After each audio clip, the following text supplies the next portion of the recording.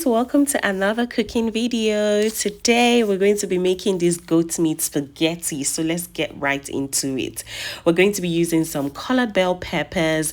We're also going to be using some onions, ginger and garlic. In here I have my pepper mix, which is just a combination of tatashe, which is bell peppers, red bell peppers, and scotch bonnet, which is also called rodo. This is my goat meat that I was just showing you. I'd already washed it and cut it into small sizes.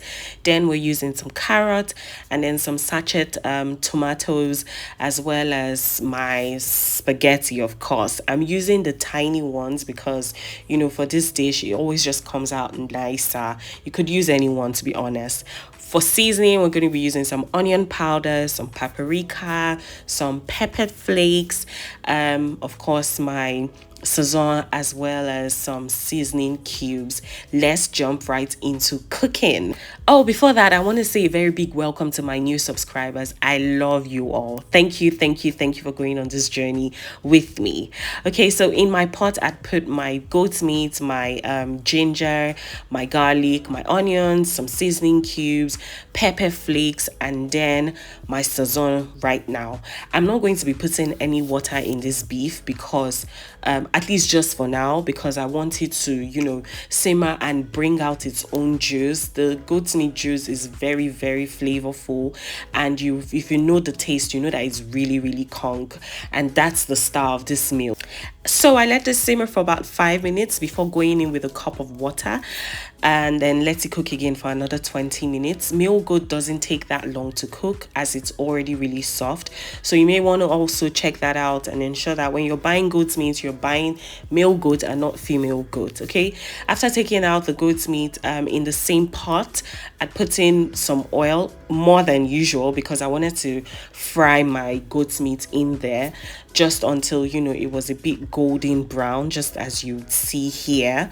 And then I scooped all of that out and used the same oil in this pot to start off the spaghetti tomato sauce. Okay, in there I just poured my onions, my garlic, my ginger, gave that a good stir, and then added my sachet tomatoes. If you want to mix your tomato paste with water, please feel free. It's all going to come out the same way.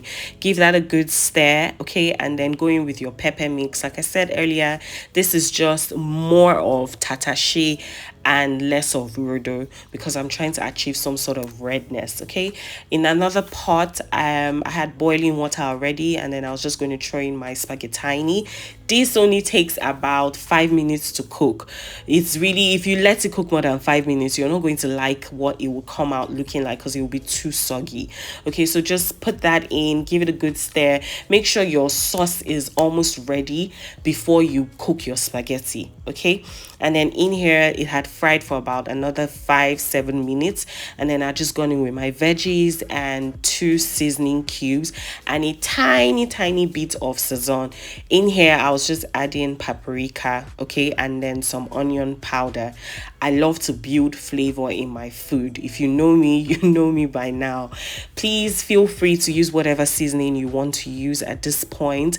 Again, I'm not big on salt. In fact, I'm trying to even cancel out salt from my meals, to be honest.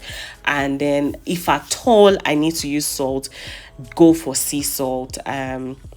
You will love the outcome. It's still going to come out pretty much the same way, but your food will be tasting even more healthier. Okay, I just put in a tiny bit of my goat meat stock and then gave this a good stir and allowed to cook for about 2 minutes before going in with my spaghetti. As you can see, like I said, this doesn't take too long to cook, so please, if you need to set a stopwatch for it or a timer, feel free to do that. 5 minutes is all spaghetti needs to cook. And now look at all of this, the colors from the bell peppers, the texture of the spaghetti, everything just adds up nice.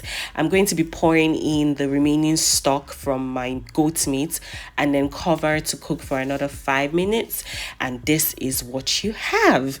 Here I'm just plating, of course, you know, I'll show you everything, just plating to ensure that, you know, I get the best angle for whatever videos or pictures that I was going to be taking, and then of course giving the best to my husband. This was his own dish. Thank you so much for watching, guys. If you're going to be trying this out, let me know in the comment section. Please don't forget to like, subscribe, and share this video. Until next time, bye.